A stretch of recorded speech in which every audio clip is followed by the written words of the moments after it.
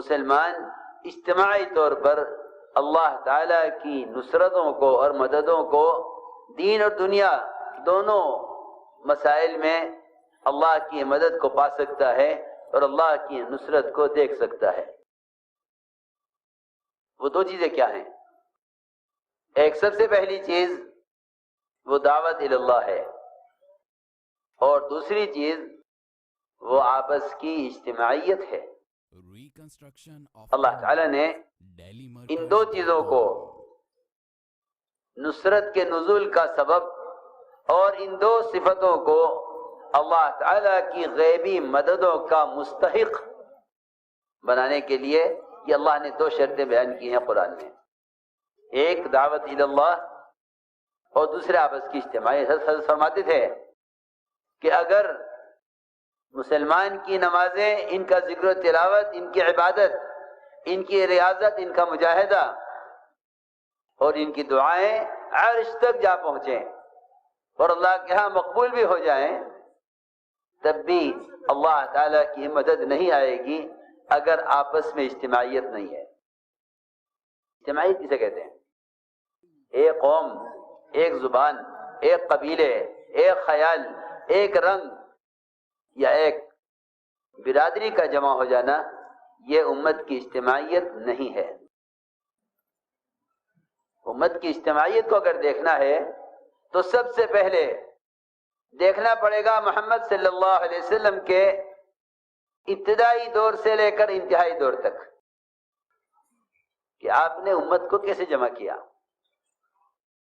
امت کی اجتماعیت یہ نہیں ہے کہ ایک خیال کے لوگ ایک جگہ جمع ہو جائیں، بلکہ امت کی اجتماعیت یہ ہے کہ امت کے درمیان سے رنگ، زبان، قوم، قبیلہ، خاندان، برادری، ان تمام نسبتوں کو ختم کر کے امت ایمان اور اعمال صالحہ پر اور امت دعوت اللہ پر ایسے مجتمع ہو جائے کہ ان کے آپس میں کوئی نام باقی نہ رہے سوائے مسلمان ہونے کے یا سوائے انصار اور مہاجر ہونے کے۔ اس لیے کہ صرف دور صحابہ میں صرف یہ دو نسبتیں ملتی ہیں، انصار اور مہاجر۔ 100% مسلمان کہلاتے تھے، ان کی دو جماعتیں انصار اور مہاجر کہلاتے تھے۔ میں سب سے پہلی بات عرض کر رہا کہ جو فتنے صدیوں میں نہیں آئے وہ فتنے دنوں میں آ جائیں گے اگر امت میں اجتماعیت نہیں ہے۔ اور اجتماعیت میں عرض کر چکا ہوں، اس کو نہیں کہتے کہ ایک قبیلہ، ایک قوم، ایک زبان والے جمع ہو جائیں۔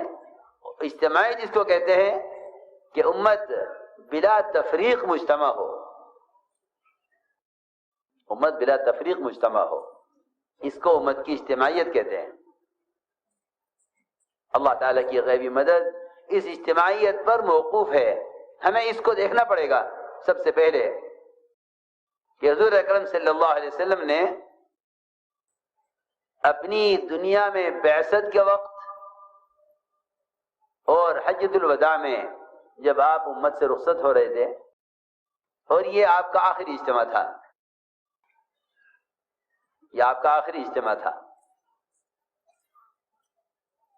یہ آپ کا آخری اجتماع تھا۔ اس موقع پر بھی آپ نے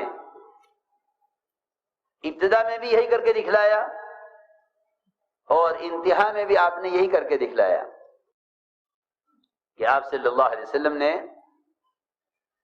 ان تمام نسبتوں کو اپنے پاؤں کے نیچے کچل کر اور ذبح کر کے یہ فرما دیا کہ جب تک قوم، زبان، رنگ، علاقائیت ان کی رگیں کٹیں گی نہیں، اس وقت تک قوم میں جتنا اضطراب اور بے چینی ہے، عوام میں اور حکام میں، خواص میں اور غربا میں، مالداروں میں اور فقراء میں، خاندانوں میں اور اونچ اور نیچی والی قوم میں جتنا یہ فرق اور جتنی خریزیاں ہیں، یہ خدا کی قسم ختم نہیں ہوں گی جب تک امت اجتماعی طور پر ان تمام نسبتوں سے نہ نکلے. کیونکہ آپ جانتے ہیں کہ جانور کو ذبح کرنے کے بعد اگر ان 4 رگوں میں سے کوئی ایک رگ باقی رہ جائے، 2 کٹ جائیں 2 رہ جائیں، 3 کٹ جائیں 1 رہ جائے، تو آپ جانتے ہیں کہ آپ کا جانور کس قدر اضطراب اور کتنی بے چینی میں ہوتا ہے. اس کے پیروں کا پٹکنا اور اس کا تڑپنا وہ قابو سے باہر ہوتا ہے. بس میں عرض کرنا چاہتا ہوں کہ اس زمانے میں جس شخص کو جہاں بھی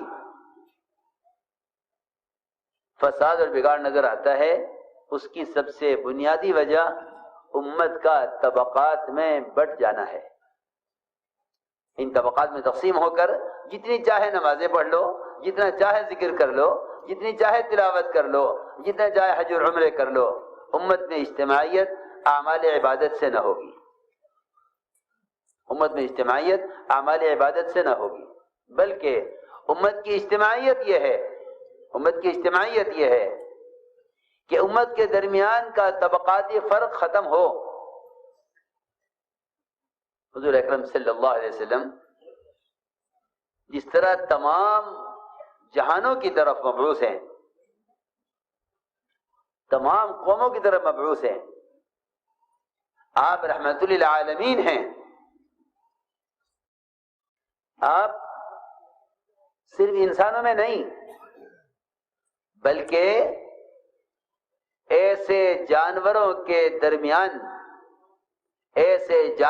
درمیان صلح کرانے کے لیے آئے ہیں جو جانور فطری طور پر ایک دوسرے کے دشمن بھی ہیں، اور فطری طور پر وہ جانور دوسرے جانوروں کی جنگلوں میں غذا ہیں. میں کچھ کہنا چاہتا ہوں، اگر مسلمان اپنے کردار اور اخلاق میں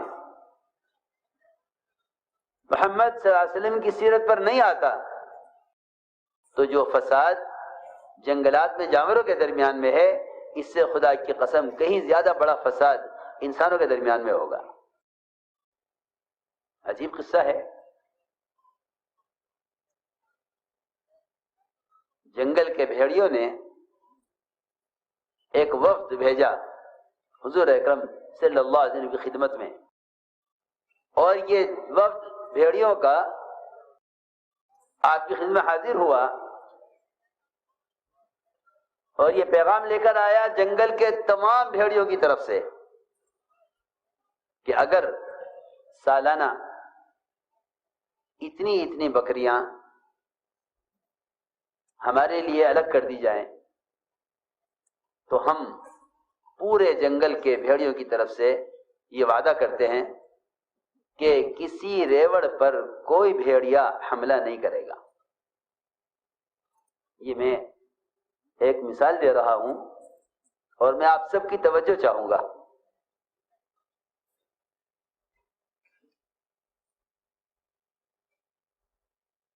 کہ ہم اس کی ضمانت لیتے ہیں، کہ پھر آپ کے مسلمان اور آپ کے صحابہ بے فکر جنگل میں جہاں چاہیں بکریاں چھوڑ دیں، ہم برابر سے گزر جائیں گے لیکن ہم اس پر حملہ نہیں کریں گے. اگر اس تعلق سے جنگل میں بکری اور بھیڑیے ساتھ رہ سکتے ہیں، اگر مسلمان صحیح طریقے پر حقوق کی ادائیگی پر آ جائے تو ان کے درمیان کے جھگڑے، ان کے درمیان کے فتنے، ملک کے درمیان، صوبے کے درمیان، ضلع کے درمیان، خاندان کے درمیان، ان کے جھگڑے کیوں نہیں ختم ہو سکتے؟ وہ جانور جس کی فطرت پھاڑ کھانا ہے، جس کی غذا یہی ہے جنگل میں، اگر وہ اس کے لیے تیار ہیں تو کیا وہ انسان جس کا نام ہی انس سے نکالا گیا ہے، آپس میں محبتیں، آپس میں ایک دوسرے کا کام آنا، آپس میں ایک دوسرے سے مانوس ہو کر رہنا، جو انسان کا نام ہی انس سے ہے، تو کیا ان کے درمیان یہ تعلقات پیدا نہیں ہو سکتے؟ چنانچہ روایت میں ہے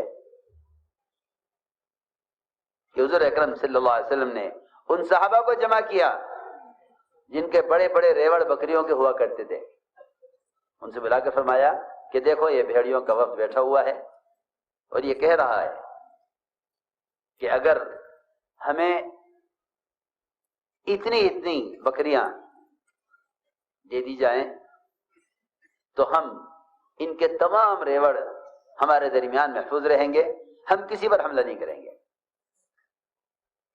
حضور اکرم صلی اللہ علیہ وسلم نے صحابہ کے سامنے بات پیش کی۔ صحابہ نے عرض کیا کہ ہم میں سے کون اس بات کو چاہے گا کہ ہم اپنی بکریاں اٹھا کے ان کو دے دیں، ہم ان بکریوں کی حفاظت کریں گے اور ہم ان کے لیے بکریوں کا ایک حصہ ان بھیڑیوں کے لیے خاص کر دیں، یہ ہم نہیں چاہتے۔ روایت میں ہے کہ حضور اکرم صلی اللہ علیہ وسلم نے جب یہ دیکھا کہ آپ کے صحابہ اس کے لیے تیار نہیں ہیں، آپ صلی اللہ علیہ وسلم نے بھیڑیوں کو اشارہ کیا اور یہ فرمایا جب یہ چرواہے بھیڑیوں کے، یہ چرواہے بکریوں کے یہ اس کے لیے تیار نہیں ہیں تو پھر تمہیں جہاں منہ مارے اور جہاں تم حملہ کر کے کھا لیا کرو۔ یہ میں نے ایک صرف یہ سمجھانے کے لیے مثال دی ہے کہ آپ کی بعثت اور آپ کی آمد نے انسانوں میں نہیں صرف بلکہ جنگل کو ان درندوں کے درمیان بھی ایسی شکلیں پیدا کر دی تھیں کہ یہ آپس میں جنگلوں میں معمون ہو کر رہے ہیں۔ میرے محترم دوستو، حضور اکرم صلی اللہ علیہ وسلم کی بعثت اور آپ کی آمد، اس نے امت کو جس جہالت سے اور خوریزی سے اور سالہ سال کی آپس کی لڑائیوں سے اور قتال سے اور آپس کے جھگڑوں سے مجھ کو نکالا تھا، آپ نے سب سے پہلا کام یہ کیا جو مجھے اصل بات عرض کرنی تھی کہ آپ کی دعوت کا جو سب سے بنیادی اصول ہے اور آپ کی دعوت کا جو بنیادی اسلوب ہے وہ یہ کہ آپ نے امت کو بلا تفریق دعوت دی ہے، امت کو بلا تفریق دعوت دی ہے۔ اور یہ دعوت اگر اس اصول پر نہیں ہے، دعوت اگر اس اصول پر نہیں ہے کہ امت کو بلا تفریق دعوت دی جائے، اگر دعوت اس اصول پر نہیں ہے کہ امت کو بلا تفریق دعوت دی جائے، تو میں آپ سے عرض کر چکا ہوں کہ امت دعوت کے بغیر مجتمع نہیں ہو سکتی۔ امت کی اجتماعیت اس میں ہے کہ امت کو بلا تفریق دعوت دی جائے۔ حضور اکرم صلی اللہ علیہ وسلم کی جو اصل دعوت ہے، آپ کی دعوت کا اسلوب یہ ہے کہ آپ نے امت کو طبقات پر جمع نہیں کیا۔ میں سب سے پہلے عرض کروں گا کہ حضور اکرم صلی اللہ علیہ وسلم نے امت کی اجتماعیت کو قائم کرنے کے لیے سب سے پہلے ان کو زبان کی بنیاد سے ہٹایا۔ میری بات بہت توجہ چاہے گی، کیوں؟ اس لیے کہ دنیا میں سب سے زیادہ زبانیں ہیں، نہ رنگ اتنے ہیں، نہ قومیں اتنی ہیں، نہ قبیلے اتنے ہیں، سب سے زیادہ زبانیں، نہ ملک اتنے ہیں، اتنی زبانیں، ایک ایک ملک میں کئی زبانیں ہیں۔ آپ نے سب سے پہلے ان کو زبان کی نسبت سے ہٹایا، اس لیے آپ کے ساتھ صہیب رومی، سلمان فارسی، بلال حبشی ان کے رنگ مختلف، ان کی زبانیں مختلف، ان کے علاقے مختلف. آپ نے امت بنائی، طبقہ نہیں بنایا. امت بنائی. امت بنانے کے لیے آپ کے ساتھ ابتدا سے مختلف زبان کے لوگ ہیں. اور یہ بات واضح کر دی کہ اگر کوئی شخص اپنے آپ کو اپنی زبان کی وجہ سے نبی کی نصرت اور مدد کا زیادہ حقدار سمجھتا ہے تو آپ صلی اللہ علیہ وسلم نے اس چیز کو پسند نہیں فرمایا. میں بہت اہم بات عرض کر رہا ہوں. ہم تو ان زبانوں میں الجھے، ان زبانوں میں لڑ رہے ہیں. یہ ساری زبانیں ختم ہونے والی ہیں، صرف ایک زبان باقی رہے گی، عربی زبان. جنت میں داخل ہونے والے ہر شخص کی زبان عربی ہوگی. لیکن دنیا میں یہ مختلف زبانیں بکھرے ہوئے ہیں. چنانچہ حضور اکرم صلی اللہ علیہ وسلم نے امت کے زبان میں بکھرنے اور تقسیم ہونے کو اتنا ناپسند اور اتنا برا سمجھا کہ ایک مرتبہ ایک حلقہ لگا ہوا تھا، جس حلقے میں صہیب و سلمان اور بلال رضی اللہ عنہ اجمعین یہ بیٹھے ہوئے تھے. معاذ بن جبل سید العلماء وہ بھی اس حلقے میں تھے.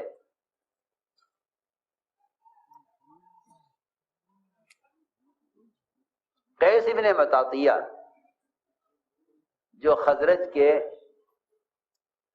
ایک صاحب تھے، وہ آئے اور کہنے لگے کہ تم لوگ فلاں ملک کے، تم لوگ فلاں زبان کے، تم لوگ فلاں زبان کے، تم سب مل کر محمد صلی اللہ علیہ وسلم کی اس دعوت کے کام پر وہ مدد نہیں کر سکتے جو مدد ہم کر سکتے ہیں، کیونکہ آپ عربی ہیں، آپ کی زبان عربی ہے، آپ کی احادیث عربی میں ہیں، آپ کے بیانات عربی میں ہیں، اور ہم عرب ہیں خزرج. جو کام ہم کر سکتے ہیں وہ تم نہیں کر سکتے،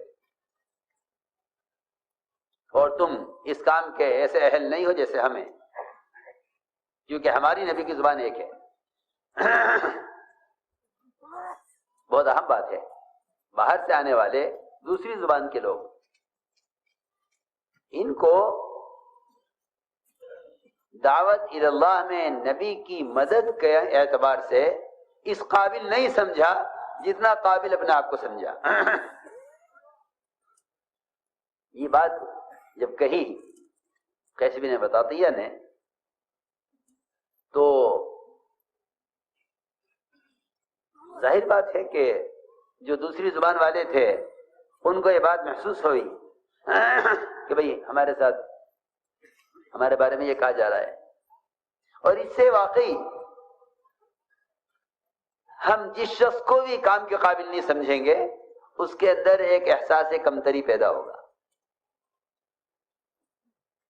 اور میں عرض کرتا ہوں کہ امت کا جتنا نقصان ہوا ہے اور امت کی جتنی صلاحیتیں ضائع ہوئی ہیں وہ صرف احساس کمتری سے ضائع ہوئی ہیں. مولانا الیاس صاحب اللہ نے سب سے بنیادی کام یہ کیا کہ امت کے اندر سے احساس کمتری کو ختم کیا.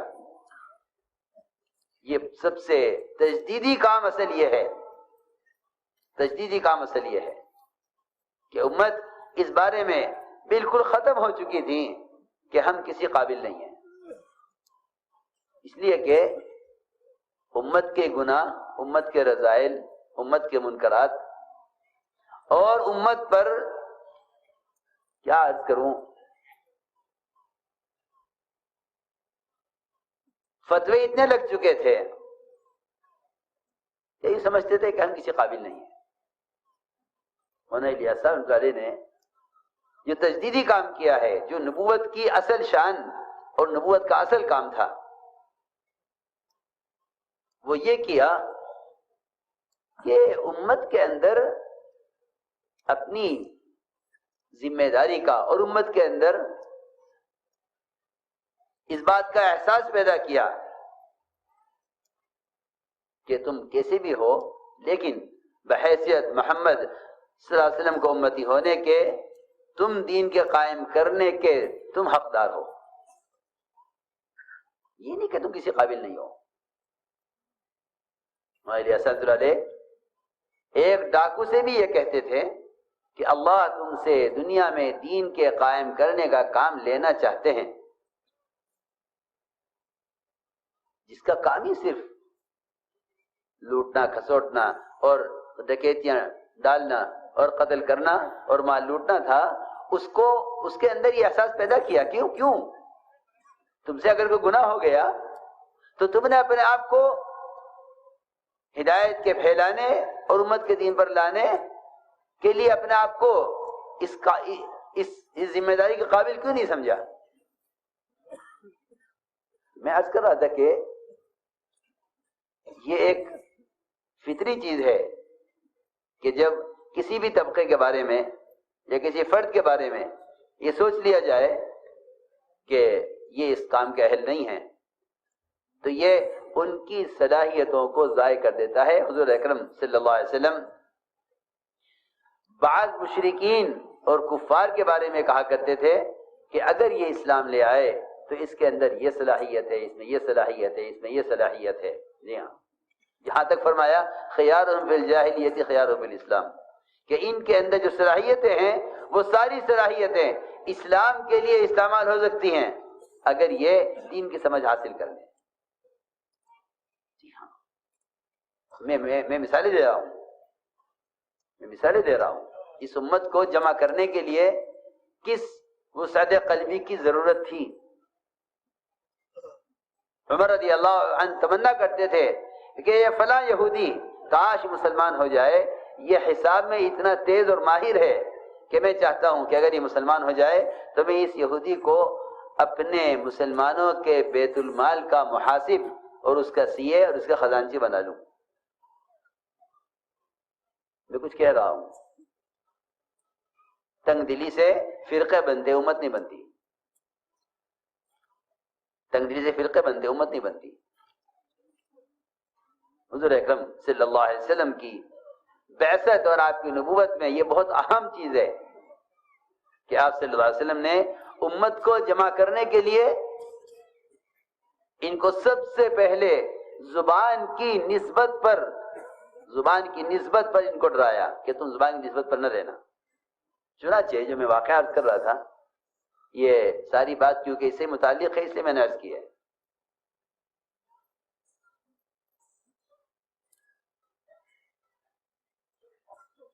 جب یہ بات کہی قیس بن مطاطیہ نے کہ یہ کیا کریں گے کام، ان کو عربی نہیں آتی، ہم عرب ہیں، ہم زیادہ حقدار ہیں نبی کے کام کے،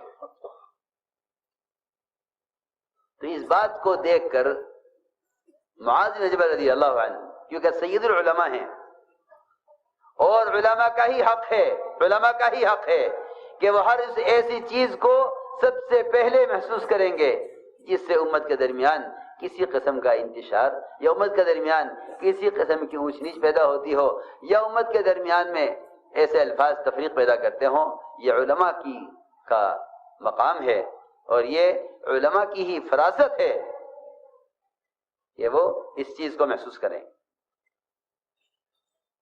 انہوں نے معاذ بن جبل رضی اللہ تعالیٰ عنہ، انہوں نے اس بات کو محسوس کر لیا اور یہ خیال کیا کہ یہ کہنا ان لوگوں کے بارے میں کہ یہ نبی کی مدد اور نصرت کے اہل نہیں ہے، کیونکہ ان کی زبان نبی کی زبان میں فرق ہے، اور یہ فخر کر رہے ہیں اس پر قیس بن مطاطیہ کہ ہم عرب ہیں۔ اس پر معاذ بن جبل رضی اللہ تعالی عنہ قیس بن مطاطیہ کا گریبان پکڑ کر اور کھینچ کر لے گیا آپ کی خدمت میں، کھینچ کر لے گیا آپ کی خدمت۔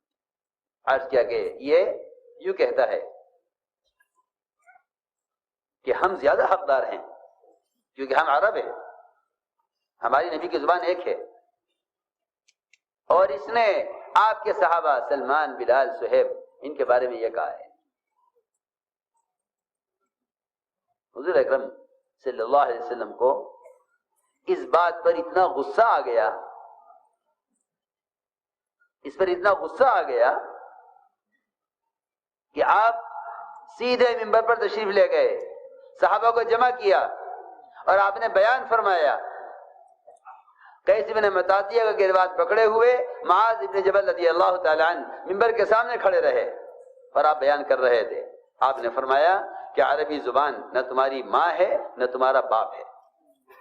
کوئی آپ فخر کرے ماں باپ پہ کرے، میں فلاں کی اولاد ہوں، میں فلاں کی اولاد ہوں۔ فرمایا نہ یہ تمہاری ماں ہے نہ یہ تمہارا باپ ہے، تم نے کیوں فخر کیا اس پر کہ ہم عرب ہیں اور ہم نبی کی مدد اور دعوت کی اس کام میں نبی کی نصرت کے زیادہ حقدار ہیں، تم نے کیوں فخر کیا؟ فرمایا کہ عربی زبان تو زبانوں میں سے ایک زبان ہے، انگریزی زبان ہے، فارسی زبان ہے، چینی زبان ہے، ملائی زبان ہے، یہ بھی ایک زبان ہے، یہ ہے روایت میں۔ فرمایا تو زبان میں سے ایک زبان ہے، تم نے عربی زبان پر کیوں فخر کیا؟ یہ اس لیے کیا، آپ نے اتنی سخت بات اس لیے فرمائی کہ صرف زبان کی بنیاد پر امت کا جمع ہونا یہ امت کی تفریق کا سبب ہے، یہ امت کی تفریق کا سبب ہے۔ صرف زبان کی بنیاد پر جمع ہونا، دیکھو تو صحیح، زبان جو ایک اللہ کی طرف سے تقسیم ہے، جی ہاں، اور اللہ تعالیٰ کی قدرت کی ایک نشانی ہے یہ اختلاف السنتکم والوانکم ان فی ذلک لآیات للعالمین، یہ تو اللہ فرما رہے قرآن میں کہ تمہاری زبانوں کی مختلف زبانیں یہ ہماری قدرت کی نشانی ہے۔ چنانچہ روایت میں ہے کہ آپ نے فرمایا کہ اے معاذ، اسے قیس بن مطاطیہ کو جہنم کی طرف دھکا دے دو۔ اللہ اکبر، میری بات سب بہت توجہ سے سنیں، خود بڑی بات ہے۔ تم نے کیوں کہا یہ کہ ہم عربی زیادہ حقدار ہیں، اور تم نے زبان کی بنیاد پر یہ تفریق کیوں کی امت میں کہ تم یہ کام نہیں کر سکتے، ہم کر سکتے ہیں؟ فرمایا کہ معاذ دعہ الی النار، اس کو جہنم کی طرف دھکا دے دو۔ روایت میں ہے کہ بعد میں یہ قیس بن مطاطیہ مرتد ہوئے، ہاں ان کا اسلام دوبارہ لانا بھی ملتا ہے روایتوں میں، لیکن جو مجھے اصل بات عرض کرنی تھی، یہ ہمارے آپ کے درمیان ایک پرانے ہوں یا نئے ہوں ایک اہم مذاکرہ ہے۔ یہ ایک بات میں نے ایک نسبت عرض کی ہے زبان کی، اس زبان کی نسبت پر یہ واقعہ، یہ چیزیں یاد رکھنے کی ہیں۔ دوسری بات یہ ہے کہ حضور اکرم صلی اللہ علیہ وسلم نے امت کو طبقات میں بھی تقسیم نہیں ہونے دیا کہ یہ خواص کا طبقہ ہے، یہ عوام کا طبقہ ہے، یہ علماء کا طبقہ ہے، یہ جاہلوں کا طبقہ ہے، نہیں۔ امت کی اجتماعیت جس سے یہ اللہ کی مدد کے مستحق بنے باوجود تمام کمزوریوں کے۔ اگر کہیں کسی طبقے کو الگ جوڑنے کی ضرورت ہی پیش آ گئی، ان کی ہدایت کے لیے، ان کی تربیت کے لیے، ان کو اسلام سمجھانے کے لیے، یا یہ کہ ان کا مطالبہ ہے کہ جی آپ ہمیں الگ جمع کریں، اس لیے کہ امت کی تربیت بھی اختلاط میں ہے، امت کی تربیت اختلاط میں ہے، اختلاف میں تربیت نہیں ہے، تربیت اختلاط میں ہے۔ ہماری بات بہت توجہ جائے گی، تربیت اختلاط میں ہے، آپس میں ملنے میں، اختلاف میں تربیت نہیں ہے، اس لیے کہ خدا کی قسم آپس کے ملنے جڑنے سے بیماریاں اتنی منتقل نہیں ہوتی ہیں تو غلط خیال ہے، لیکن آپس کے اختلاط سے صفات منتقل ہوتی ہیں، آپس کے اختلاط سے صفات منتقل ہوتی ہیں۔ اس لیے ہم نے عرض کیا ہے کہ ہمیں اس مذاکرے میں عرض کرنا ہے کہ حضور اکرم صلی اللہ علیہ وسلم نے امت کی اجتماعیت کے لیے ہر اس نسبت کو ختم کیا، اور کہیں کہیں اللہ تعالیٰ نے آپ کو اس پر تنبیہ بھی کی ہے کہ آپ کو یہ اس طرح نہیں کرنا چاہیے تھا، آپ کو ایسے کرنا چاہیے تھا۔ میں عرض کرتا ہوں، ہم اس کام میں اگر اپنی نظر اور آنکھ سے کسی فرد مسلم کو طبقاتی نظر سے دیکھ رہے ہیں تو یہ نظر امت کو کاٹنے کے لیے کافی ہے۔ یہ کس پارٹی کا ہے، کس جماعت کا ہے، کس خیال کا ہے، کس ذہن کا ہے، کس مذہب کا ہے۔ میں تو یہاں تک عرض کرتا ہوں کہ چار مذہب جو حق ہیں، ان چار مذاہب کے اعتبار سے بھی امت کو اس نظر سے دیکھنا، یہ بھی امت کی تفریق کا سبب ہے،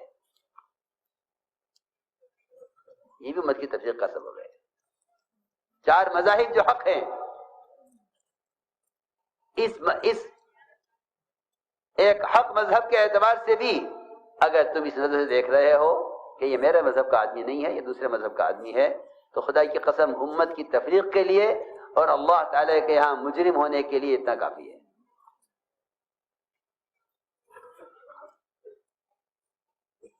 چنانچہ ایک موقع ایسا آیا، ہمارے اجتماعات ہوتے ہیں، ساتھیوں خیال ہوتا ہے کہ ایک پنڈال خواص کا بنا دیا جاوے جس میں خواص رہیں۔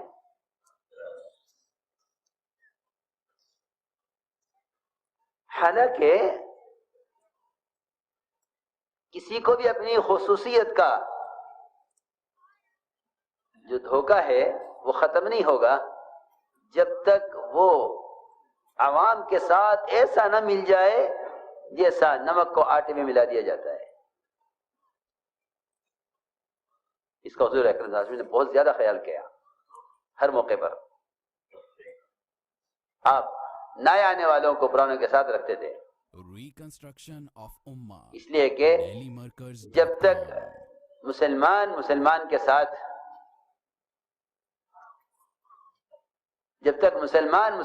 ساتھ کسی بھی اعتبار سے اجنبیت رکھتا ہے، ان میں آپس میں اجتماعیت نہیں ہو سکتی۔ میں درمیان میں ایک بات عرض کر دوں کہ عمر رضی اللہ تعالی عنہ تشریف فرما تھے، اچانک اللہ کے راستے سے کوئی صحابی واپس آئے جن کا ہاتھ کٹ گیا تھا، اللہ کے راستے میں پہنچے سے ہاتھ کٹا ہوا تھا، اور ظاہر بات ہے کہ وہ اسی وقت ہاتھ کٹا اور وہ سفر سے واپس آئے تو زخم کا بھی اثر تھا اس میں، اور ایک عیب بھی تھا ہاتھ میں۔ ابھی آ کے بیٹھے تھے عمر کے پاس تو خیال یہ ہوا کہ دسترخوان لگنے لگا کھانے کا، تو یہ اس خیال سے آہستہ سے کھسک گئے وہاں سے اور پیچھے ہٹ گئے کہ دسترخوان لگ رہا ہے کھانے کا اور میرا ہاتھ یہ کٹا ہوا ہے، اور یہ دسترخوان میں بیٹھنے والے ان کے ساتھی اور خود حضرت عمر رضی اللہ تعالیٰ عنہ یہ میرے ساتھ کھانا پسند نہیں کریں گے، گھن کریں گے میرے ہاتھ کی وجہ سے۔ یہ سوچ کر یہ صحابی پیچھے ہٹ گئے۔ حضرت عمر سمجھ گئے کہ یہ یہاں سے غائب ہونا چاہتا ہے دسترخوان سے صرف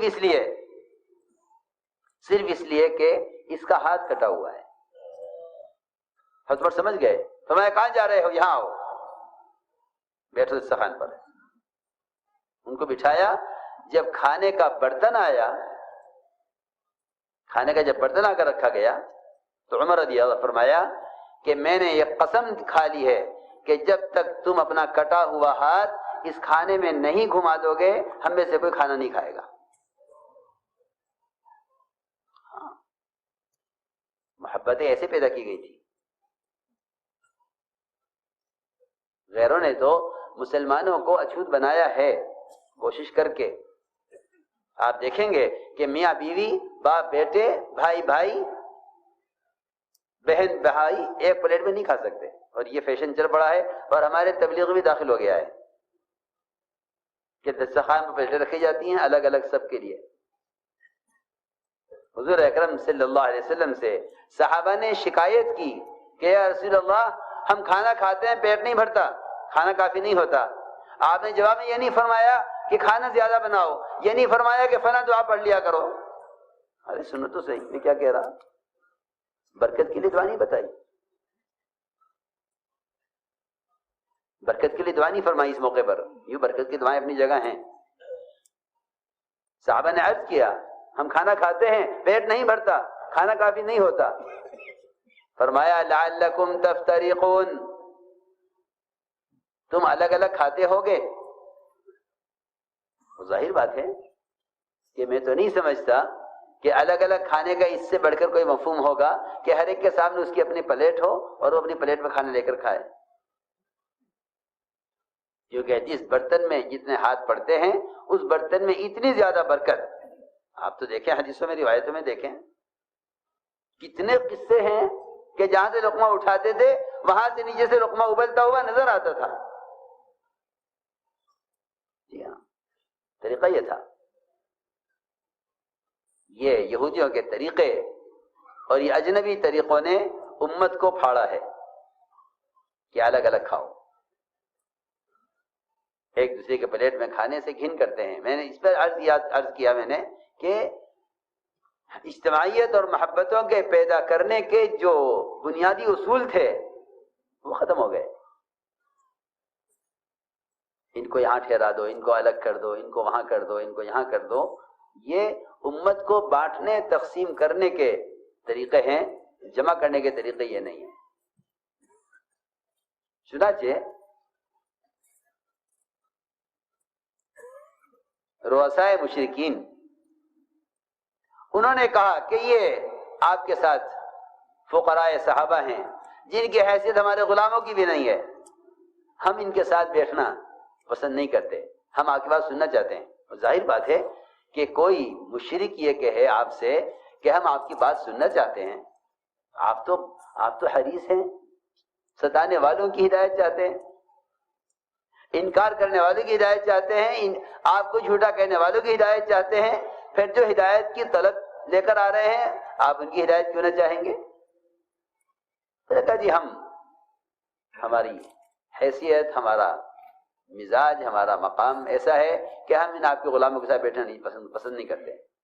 یہ صہیب، سلمان، بلال، آپ کے فقراء صحابہ، ان کپڑوں سے بو آتی ہے، بدبو آتی ہے، ان کے ساتھ بیٹھنا پسند نہیں کرتے۔ آپ نے فرمایا ٹھیک ہے، تو کیا چاہتے ہو کہ ہمارے لیے مذاکرے کا اور ہمارے لیے بیان کا اور ہمارے جوڑ کا الگ موقع، الگ وقت ہونا چاہیے، ہمارا جوڑ الگ ہونا چاہیے عوام الناس سے۔ فرمایا ٹھیک ہے، کب چاہتے ہو کہ فنا وقت؟ ٹھیک ہے، ایسا نہیں، آپ لکھ کر دیجئے کہ جب ہم آ کے بیٹھیں گے آپ کے پاس تو آپ کے صحابہ میں سے کوئی نہیں آئے گا، یہ لکھ کر دیجئے۔ روایت میں ہے کہ لکھا گیا کاغذ پر کہ ہاں یہ وقت ان کے جوڑ کا ہے۔ ادھر یہ رؤسائے مشرکین آ کر بیٹھے، آپ نے ان سے بات شروع کی کہ اسلام لے آویں۔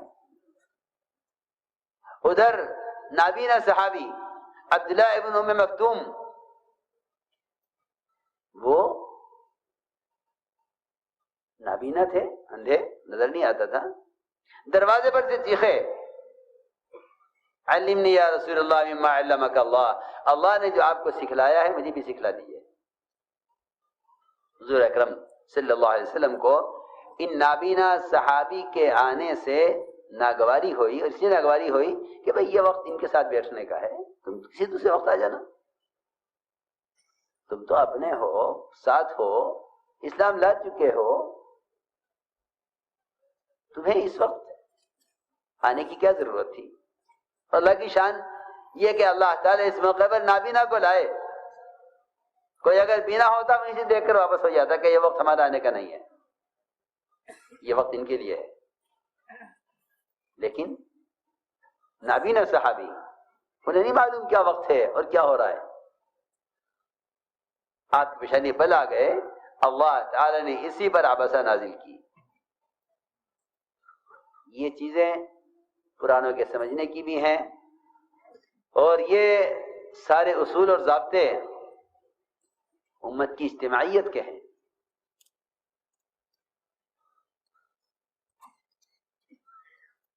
ادھر آپ کی پیشانی میں بل آئے اور ادھر عبسہ نازل ہوئی۔ اللہ نے آپ کو تنبیہ کی کہ نبی جی آپ نے کیا کیا؟ جن میں استغنا ہے ان کی کوشش، اور جو طلب لے کر آ رہے ہیں ان سے آپ کی پیشانی میں بل آ گئے۔ میں اس سارے واقعے سے صرف یہ سمجھاؤں کہ حضور اکرم صلی اللہ علیہ وسلم اجنبی سے اجنبی آدمی کو، غیر سے غیر آدمی کو چاہتے تھے کہ یہ کسی طرح تمہارے درمیان میں رہے، تمہارے درمیان میں رہے۔ یہاں تک بھی فرمایا ہے وَإِنْ أَحَدٌ مِّنَ الْمُشْرِكِينَ اسْتَجَارَكَ فَأَجِرْهُ حَتَّى يَسْمَعَ كَلَامَ اللَّهِ۔ اللہ اکبر، کہ تم انہیں اپنے ماحول میں لاؤ، اگر تم سے پناہ چاہتے ہیں پناہ دو ان کو، تاکہ تمہارے ماحول میں آ کر قرآن سنیں، اس لیے کہ نہیں جانتے ہیں۔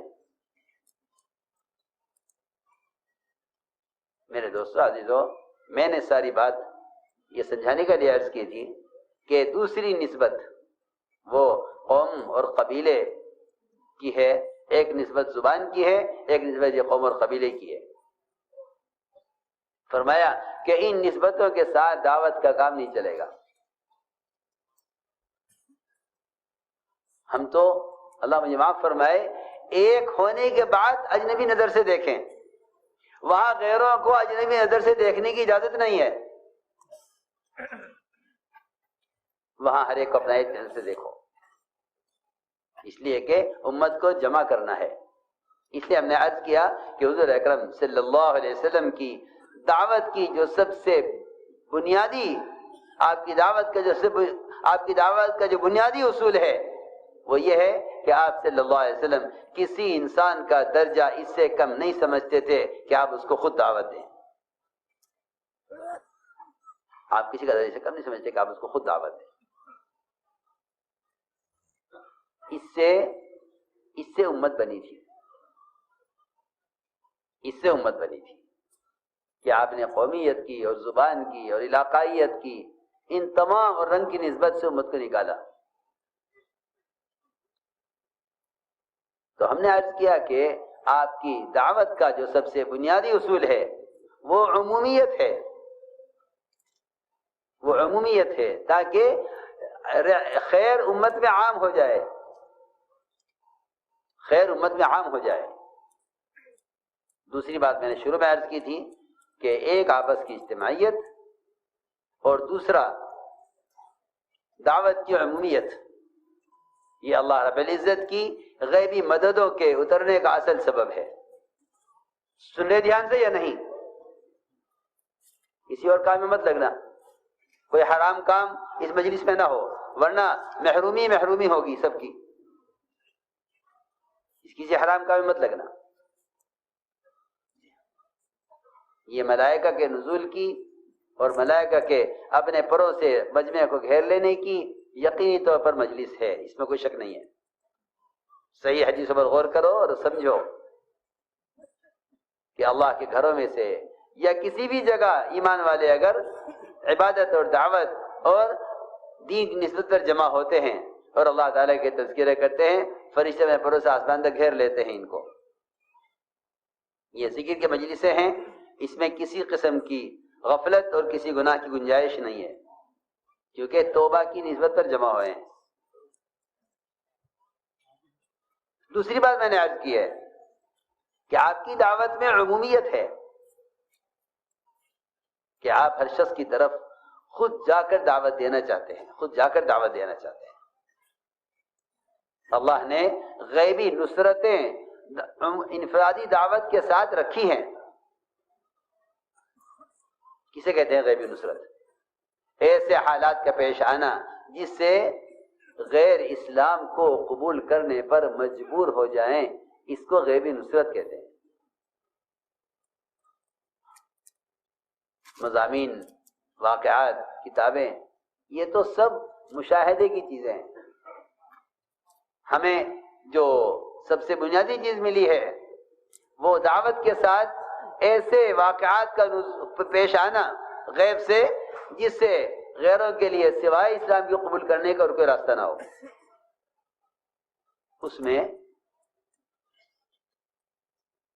اس کے لیے سب سے بنیادی کام انفرادی دعوت دینا ہے. آپ صلی اللہ علیہ وسلم ایک سفر میں تھے، صحابہ آپ کے ساتھ تھے. آپ نے دیکھا ایک آدمی کو گزرتے ہوئے ایک راستے پر، فرمایا کہاں جا رہے ہو؟ اس نے عرض کیا کہ میں اپنے گھر والوں کے پاس جا رہا ہوں. آپ نے فرمایا کیا تمہیں ایک خیر کی بات میں کی رغبت ہے؟ اس نے کہا وہ کیا بات ہے؟ آپ نے فرمایا کہ اللہ کو ایک مان لو اور مجھے اللہ کا رسول مان لو. توحید اور رسالت یہ دو دعوتیں ہیں اصل. توحید اور رسالت، ان دو چیزوں کی دعوت اصل ہے، اور ان دو چیزوں کی دعوت میں ہی اصل اللہ تعالیٰ کی مدد ہے. کیونکہ باقی سارے احکام کی دعوت تو بعد کی چیز ہے. سب سے پہلے بنیادی بات یہ ہے کہ توحید اور رسالت، ان دونوں کی گواہی دینا، ان کی گواہی دلوانا. بلکہ صحابہ کی ایک جماعت نے تو اس کو اپنے عمل میں شمار کیا تھا کہ ہمارا معمول یہ ہے کہ ہم اللہ کی وحدانیت کو بیان کرتے ہیں. اس دیہاتی نے فوراً یہ کہا کہ آپ کی اس بات پر کون گواہ ہے جو گواہی دے کہ آپ سچ کہہ رہے ہیں؟ آپ کے ساتھ صحابہ تھے. عبداللہ بن خود فرماتے ہیں، روایت میں ہے کننا معه فی سفرین، ہم آپ کے ساتھ سفر میں تھے. فرمایا آپ نے کہ اس وادی کے کنارے پر جو درخت کھڑا ہوا ہے یہ درخت گواہی دے گا کہ میں اللہ کا رسول ہوں. وہاں سے درخت زمین پھاڑتا ہوا آیا اور آپ کے سامنے آ کر کھڑا ہو گیا. آپ نے 3 مرتبہ درخت سے گواہی لی. درخت نے 3 مرتبہ گواہی دی کہ بے شک آپ جیسا فرما رہے ہیں بات یہی ہے، بات یہی ہے. 3 مرتبہ اس نے درخت نے گواہی دی. اس آدمی نے، اس دیہاتی نے براہ راست درخت سے گواہی سنی. یہ گواہی سن کر اس نے اسلام قبول کیا اور یہ کہہ کر گیا کہ میں اپنی قوم کو دعوت دے کر انہیں آپ کے پاس لے کر آتا ہوں. میرے دوستو عزیزو، اللہ تعالیٰ کی غیبی مددیں وہ انفرادی دعوت کے ساتھ ہیں، بشرط یہ کہ ہم کسی کو اپنی محنت اور میدان سے باہر نہ سمجھیں. ہر ایک کو دعوت، ہر ایک کو دعوت. حضور اکرم صلی اللہ علیہ وسلم نے سفر ہجرت میں، جبکہ سفر بہت خطرے کا سفر تھا، آپ کی تلاش میں ہر طرف گھوڑے دوڑائے ہوئے تھے، انعامات کے اعلانات ہو رہے تھے کہ جو نعوذ باللہ آپ کو زندہ یا مردہ کی حال میں پکڑ لائے اس کے لیے انعامات ہیں. لیکن اس خطرے کے سفر میں آپ نے مشورہ بھی کیا کہ کدھر سے جانا چاہیے. صحابہ نے عرض کیا کہ یہ ایک راستہ ہے، مگر اس راستے میں ڈاکو رہتے ہیں. اس راستے میں ڈاکو رہتے ہیں. فرمایا کہ ہمیں ڈاکوؤں کے راستے سے ہی جانا ہے. کیوں؟ میرا عزیز دوستو، قرآن کا یہ وعدہ ہے اور یہ فیصلہ ہے کہ جو اللہ کا پیغام بندوں تک پہنچائیں گے، اللہ قیامت تک ان کی حفاظت اس طرح کریں گے جس طرح اللہ نے محمد صلی اللہ علیہ وسلم اور آپ کے صحابہ کی حفاظت کی ہے. پکی بات ہے. بلغ ما انزل الیک من ربک فإن لم تفعل فما بلغت رسالتہ. آپ پر جو احکام نازل ہوئے ہیں اور جس کام کے لیے ہم نے آپ کو بھیجا ہے، آپ اس کی دعوت خود جا کر دیجئے. اور اگر آپ کو خطرہ ہے واللہ یعصمک من الناس، تو اللہ تعالیٰ آپ کی لوگوں سے حفاظت کرنے والے ہیں.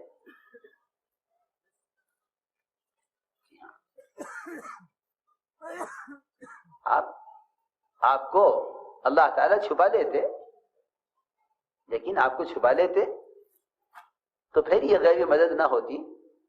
ظاہر کرنے کے باوجود قریب لا کر اللہ تعالیٰ نے ایک مکڑی کے جالے سے آپ کی حفاظت کر کے دکھلایا کہ جو تمہارے نزدیک سب سے کمزور چیز ہے، جو تمہارے نزدیک سب سے کمزور چیز ہے، ہم اس کمزور چیز کے ذریعے اپنے نبی کی اس دن حفاظت کریں جس دن کہ دشمن آپ کو پکڑنے کے لیے آپ کے قریب تک پہنچ گیا تھا۔ وہاں ایک بڑی بات یہ ہے کہ حضور اکرم صلی اللہ علیہ وسلم نے موسیٰ علیہ السلام کی طرح یہ نہیں کہا ان معی ربی سیہدین، کیونکہ جب آگے تو سمندر آ گیا، پیچھے فرعون آ گیا، تو یہ کہا بنی اسرائیل انا لمدرکون، ہم تو گھیر لیے گئے۔ کلا ان معی ربی سیہدین، میرے ساتھ میرا رب ہے۔ نبی کہہ رہے ہیں میرے ساتھ میرا رب ہے، تم گھبراؤ مت۔ اور یہاں جب یہ فرمایا ابوبکر رضی اللہ تعالیٰ عنہ نے کہ یہ یہاں تک پہنچ گئے ہیں، اگر ذرا سا جھکیں گے تو ہمیں دیکھ لیں گے، آپ نے فرمایا لا تحزن ان اللہ معنا، جو اللہ کا وعدہ میرے ساتھ اپنی معیت کا ہے وہی وعدہ ابوبکر تمہارے ساتھ ہے، یعنی جو وعدہ اللہ کی معیت کا میرے ساتھ ہے وہ وعدہ امت کے ساتھ ہے۔ اللہ معنا، اللہ ہمارے ساتھ ہے، یہ نہیں فرمایا ابوبکر تم گھبراؤ مت اللہ میرے ساتھ ہے۔ ان اللہ معنا، کہ جو معیت، جو نصرت اللہ کی نبی کے ساتھ ہے وہ خدا کی قسم قیامت تک ہر امتی کے ساتھ ہے۔ تو میں نے عرض کیا کہ آپ صلی اللہ علیہ وسلم نے سفر ہجرت میں ڈاکوؤں کا راستہ بذات خود بالارادہ اختیار کیا کہ ہمیں ڈاکو کا راستے سے جانا ہے۔ کیوں؟ کہ ان کو دعوت دیں گے۔ جب داعی کسی کو دعوت دینے کے ارادے سے قدم اٹھا لیتا ہے، اللہ تعالیٰ اس کے راستے کے تمام مجاہدوں کو اور اس کے راستے کی تمام ناگواریوں کو اور اس راستے کی تمام مشقتوں کو اور اس راستے کی تمام پیش آنے والی رکاوٹوں کو مدعو کے دل کو متوجہ کرنے کا سبب بنا دیتے ہیں۔ یہ اصولی بات ہے، یہ داعی کی اذیتیں مدعو کی ہدایت کا سبب بنتی ہیں۔ یہ قرآن نے اسی طرح کہا ہے کہ نبیوں کا صبر کرنا قوموں کی ہدایت کا ذریعہ ہے۔ ہم نے عرض کیا کہ ایک کام ہے اور اللہ تعالیٰ کی غیبی مددوں کے نازل ہونے کا یہ بنیادی سبب ہے دعوت الی اللہ، بشرط یہ کہ داعی امت کو طبقاتی نظر سے نہ دیکھے، یہ سب سے بنیادی چیز ہے۔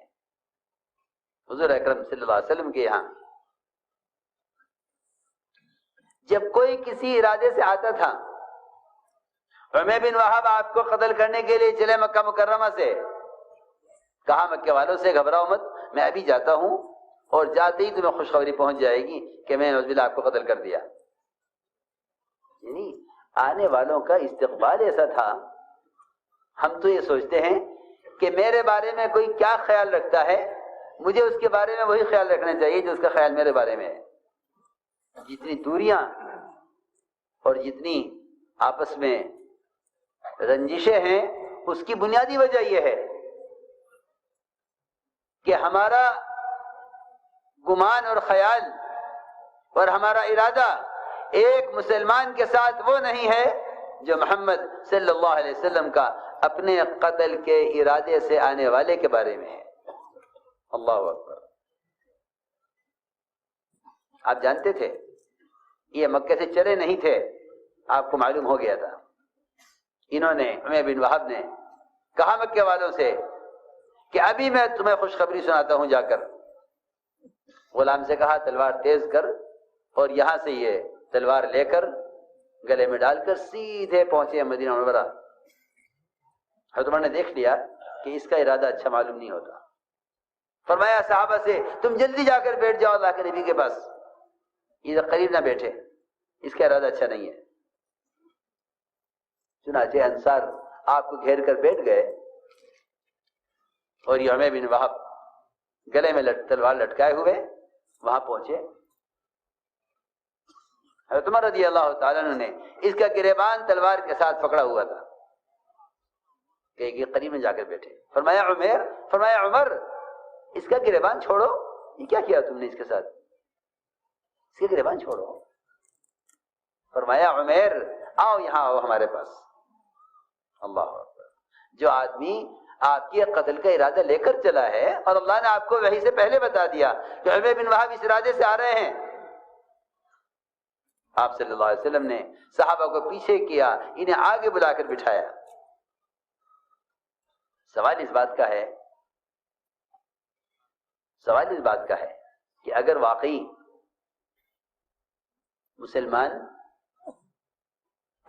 مسلمان کسی قوم، کسی قبیلے یا کسی خیال، کسی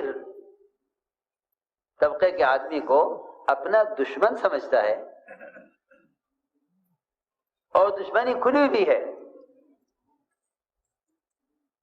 یہاں سوال اس بات کا پیش آتا ہے کہ تم نے اپنے دشمن کے ساتھ وہ معاملہ کیا یا نہیں جو معاملہ محمد صلی اللہ علیہ وسلم کا اپنے ستانے والوں کے ساتھ ہے. یہاں سوال انتقام بدلے کا نہیں ہے. کیوں؟ اس لیے کہ کام کرنے والوں کی بنیادی چاہت اور ان کے کام کا مقصد ساری انسانیت کو ہدایت پر لانا ہے. یہ دشمن کو اگر دوست کی نظر سے نہیں دیکھتے اور اگر یہ دشمن کو محمد صلی اللہ علیہ وسلم کے طریقے کے مطابق اس کے ساتھ معاملہ نہیں کرتے تو میں عرض کرتا ہوں کہ چلے چار میں لگا دینا یا اس کام سے نسبت حاصل ہو جانا یہ کوئی چیز نہیں ہے. جب تک کام کرنے والوں کی، ان کی نیتیں، ان کے ارادے، ان کے جذبات محمد صلی اللہ علیہ وسلم کے جذبات کے عین مطابق نہ ہوں، اس کام سے کوئی مناسبت نہیں ہے. اس کام سے نسبت کا حاصل کرنا آسان ہے، اس کام سے مناسبت پیدا کرنا ایک مجاہدے کا کام ہے. نسبتیں بہت آسان ہیں. آپ 3 دن لگا لو، چلہ لگا لو، آپ کو تبلیغی جماعت کی ہونے کی نسبت حاصل ہو جائے گی. سوال نسبت کا نہیں ہے، سوال تو دعوت کے اسلوب سے اس مناسبت سے تعلق، اس مناسبت کے پیدا ہونے کا ہے جو مناسبت محمد صلی اللہ علیہ وسلم، جو طریقہ محمد صلی اللہ علیہ وسلم کا تھا اس طریقے سے مناسبت ہو. اب آپ اندازہ کریں، ایک آدمی گلے میں تلوار لٹکا کر، تیز کرا کر، مکے والوں کو بتلا کر آپ کے قتل کے ارادے سے آیا ہے. فرمایا صحابہ سے ذرا پیچھے ہٹ جاؤ، عمیر آگے آؤ. کیسے آنا ہوا؟ یہاں بیٹھو. کیسے آنا ہوا؟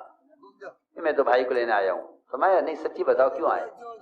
کہ میں تو اسی کے لیے آیا ہوں. تلوار کیوں لائے؟ کہ ان تلواروں نے تو بڑا نقصان کیا ہے، کوئی فائدہ نہیں ہوا ان تلواروں سے. حالانکہ آئے اسی مقصد سے آئے ہیں کہ آتے آپ پر حملہ کریں گے. فرمایا نہیں عمیر، تم بتاؤ مکہ مکرمہ سے کعبے پر بیٹھ کر وہاں سے تم کیا فیصلہ کر کے چلے تھے، کیا ارادہ کر کے چلے تھے، اور تم نے مکے میں کیا مشورہ کیا تھا؟ بس اتنا کہنا تھا آپ کا. انہوں نے ساری ارادے ان کے ختم ہوئے اور فوراً انہوں نے کلمہ پڑھا، اشہدو ان لا الہ الا اللہ و اشہدو انک رسول اللہ. سوال اس بات کا ہے کہ تمہارا تمہارے دشمن کے ساتھ، تمہارا تمہارے مقابل کے ساتھ، تمہارے لیے برا چاہنے والے کے ساتھ تمہارا معاملہ کیا ہے؟ اگر معاملہ انتقام کا ہے تو یہ نبی کی نسبت نہیں ہے. اگر معاملہ انتقام کا ہے تو یہ نبی کی نسبت نہیں ہے، اس سے امت نہیں بنتی. اللہ اکبر. جب صحابہ کسی کو قید کر کے لے آتے تھے، اور کیونکہ قید کر کے لانا یہ مال لینے یا قتل کرنے کے لیے نہیں ہوتا تھا، بلکہ قید کر کے لانا اپنے ماحول میں رکھنے کے لیے ہوتا تھا تاکہ یہ ماحول ان کے دل میں اسلام کی رغبت پیدا کر دے. آپ نے صحیح روایت میں فرمایا کہ تم کسی کو قتل کر کے قید کر کے میرے پاس لاؤ، مجھے اس سے زیادہ محبوب ہے کہ تم اسے مسلمان کر کے میرے پاس لاؤ. بلکہ روایت میں یہاں تک فرمایا کہ تم ایک آدمی کو دعوت دے کر اس کو مسلمان کر کے میرے پاس لے آؤ، یہ مجھے ہر اس چیز سے زیادہ محبوب ہے جس پر سورج طلوع ہوتا ہے. ایک ایک ایک انسان کی قیمت نبی کہہ رہے ہیں، ایک انسان کی، مسلمان کی نہیں کہہ رہا ہوں میں، ایک انسان کی قیمت، ایک انسان کی قیمت بتا رہے ہیں کہ ایک انسان کی یہ قیمت ہے، ایک انسان کی یہ قیمت ہے کہ تم اگر اس کو مسلمان کر کے میرے پاس لے آؤ، تو فرمایا حضور اکرم صلی اللہ علیہ وسلم نے کہ ہر وہ چیز جس پر سورج طلوع ہو رہا ہے، یعنی ساری دنیا، سارے بر و بحر اور جو کچھ اس کے اندر ہے، مجھے اس سب سے زیادہ محبوب ہے تمہارا ایک فرد کو دعوت دے کر اسے مسلمان بنا کر لانا۔ چنانچہ صحابہ اپنے ماحول میں لاتے، جو بیڑیوں میں جکڑا ہوا ہے، جسے خبر نہیں کہ قتل کیا جائے گا یا فدیہ لے کر چھوڑا جائے گا، وہ کہتا ہے کہ ان میں سے جب کسی کے ہاتھ میں روٹی کا ٹکڑا آتا تھا نرم، تو وہ سب سے پہلے مجھے پیش کرتا تھا، یہ ہمارا مہمان ہے۔ اللہ اکبر! ایسا مشرک کیوں نہ اسلام لا رہے کہ جو ان کے ساتھ ان کے ہاں بندھا ہوا ہے اور سب سے زیادہ اکرام بہتر چیز کو کھلائی جا رہی ہے۔ ہم ابھی ہماری سوچ اور نیتیں بہت محدود، اللہ مجھے معاف فرمائے، اب تو کام کرنے والوں میں بھی یہ بات پیدا ہو گئی ہے کہ کون اپنا ہے کون پرایا ہے۔ وہاں یہ بات پراؤ کے غیروں کے لیے بات نہیں تھی،